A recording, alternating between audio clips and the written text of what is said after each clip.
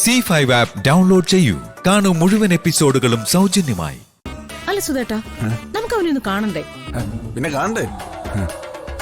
ഇത്രയും കാലം അഹങ്കാരത്തിന്റെ ഗർവോടെ നമ്മളെയൊക്കെ ഭീഷണിപ്പെടുത്തിയവൻ തകർന്ന് തരിപ്പണമായിട്ട് കിടക്കുന്നത് കണ്ണു നിറയെ കാണണം എനിക്ക്.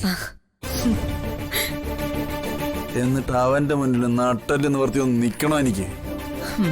എന്നിട്ട് പ്രിയയുടെയും ജയപ്രകാശിന്റെയും വിവാഹത്തിന്റെ കാര്യം അവന്റെ മുഖത്ത് നോക്കി പറയണം.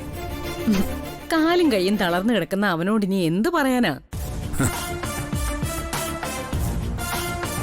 നാളെ നേരെ ഒന്ന് വെളുക്കട്ടെ, ഹോസ്പിറ്റലിൽ പോയി അവനെ നേരിട്ടൊന്ന് കാണണം. എന്നിട്ട് ആ മുഖത്ത് നോക്കി ഒന്ന് ചിരിക്കണം. ഒരച്ഛന്റെ സന്തോഷം നിറഞ്ഞ ചിരി.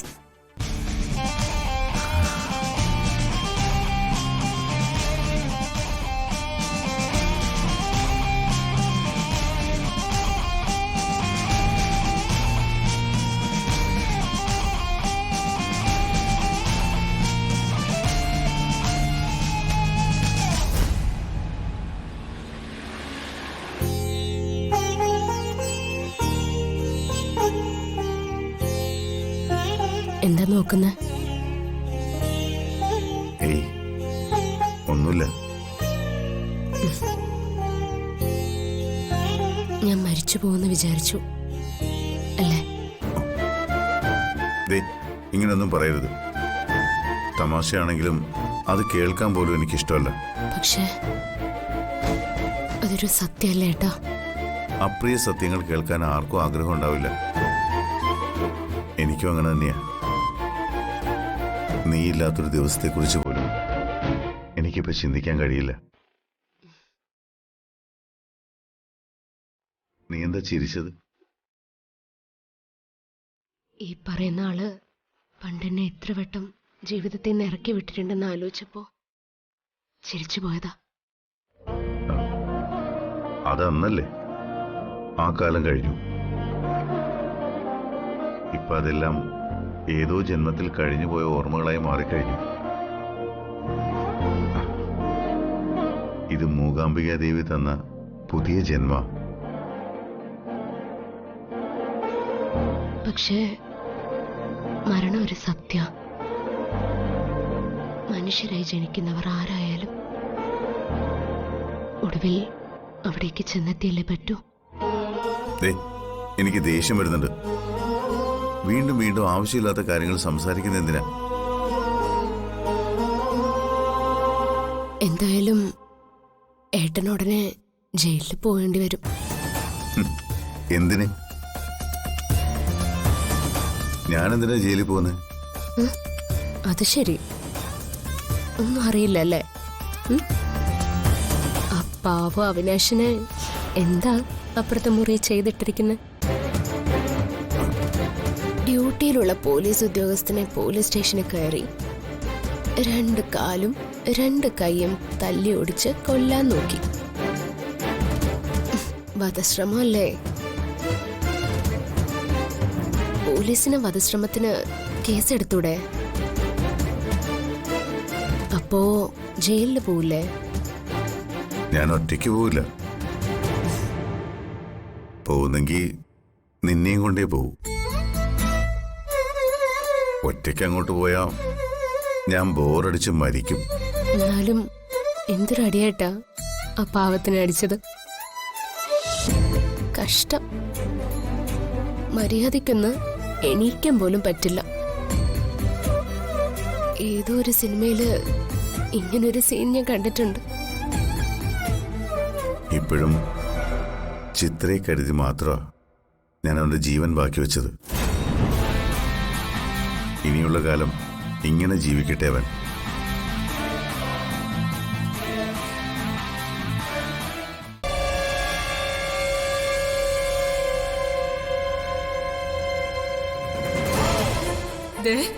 നിങ്ങൾ ഈ വീട്ടിൽ കയറിയത് നെറുകേട് കാണിച്ചാലുണ്ടല്ലോ. ആദ്യം ഇത് തരേണ്ടതും തൂക്കിയെടുത്തോണ്ട് പോകേണ്ടതും നിന്നെ അടി. ഇവന് ഇവക്കും കൂട്ടുവന്നത് നീയാ. അവൻ നിന്റെ കൂടെ പുറപ്പല്ല. അങ്ങനെയായിരുന്നെങ്കിൽ അവൻ അങ്ങനെ ചെയ്യുമായിരുന്നോ?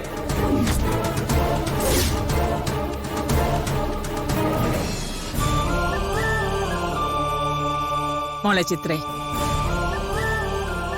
നിന്റെ മനസ്സിൽ സങ്കടം അമ്മയ്ക്കറിയാം.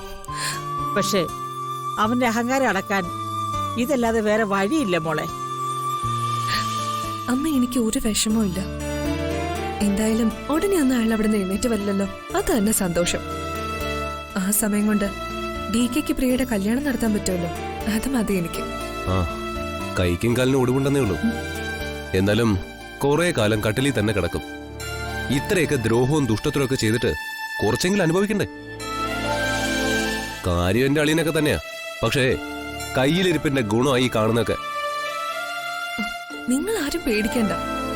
നിങ്ങൾ കരുതും പോലെ എനിക്ക് ഒരു വിഷമവും ഇല്ല. അവരവരുടെ ജീവിതം എന്താണെന്ന് തീരുമാനിക്കേണ്ടത് അവരവർ തന്നെ. പ്രവൃത്തിക്ക് ഫലം എന്നൊന്നുണ്ട്, അത് അനുഭവിച്ചേ പറ്റൂ. ഇത്രയും നാളെ ഒറ്റക്കൊമ്പനെ പോലെ പാഞ്ഞു നടന്ന് എല്ലാവരുടെയും ജീവിതം നശിപ്പിച്ച് എല്ലാവർക്കും പ്രശ്നങ്ങളും ഉണ്ടാക്കി മതിച്ചങ്ങ് നടന്നു. ഇനി അനുഭവിക്കട്ടെ.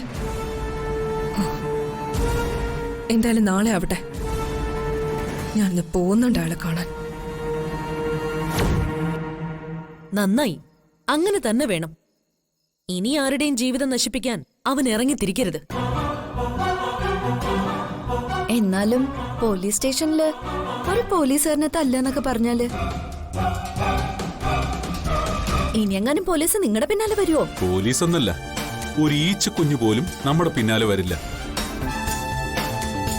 അതിനു വേണ്ടതൊക്കെ DK ചെയ്തിട്ടുണ്ട്. ജ്യോതിയെ കൊല്ലാൻ ശ്രമിച്ചിട്ട് ഒളിച്ചിരിക്കാൻ പറ്റിയ താവളം പോലീസ് സ്റ്റേഷനാണെന്ന് അവന് തോന്നിക്കാണും.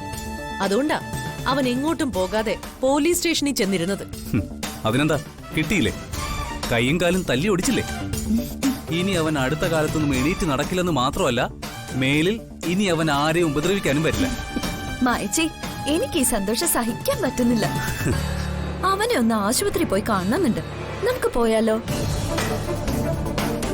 എന്നൊരു കാര്യം ചെയ്യും, പോകുമ്പോ കുറച്ച് ആപ്പിളോ ഓറഞ്ചോ കൂടി മേടിച്ചോണ്ട് പോ. ഇപ്പോഴാണെങ്കിൽ തന്നെത്താൻ എണീറ്റ് നടക്കാൻ പറ്റാത്തൊരു അവസ്ഥയിലും ആണല്ലോ. ഇപ്പോ അയാൾക്കൊരു സഹായം ആവശ്യം. പിന്നെ എനിക്ക് ഭ്രാന്തല്ലേ അവന്റെ സഹായം നിൽക്കാൻ. ഇതുവരെ കളിച്ച കളിയെല്ലാം വളരെ നിസ്സാരമായിട്ടാ അവൻ കരുതിയത്. പക്ഷെ ജ്യോതിയെ തൊട്ടപ്പോ അവന്റെ തലവര തന്നെ മാറി. ഡൗൺലോഡ് ചെയ്യൂ C5 ആപ്പ്. കാണൂ എല്ലാ എപ്പിസോഡുകളും സൗജന്യമായി.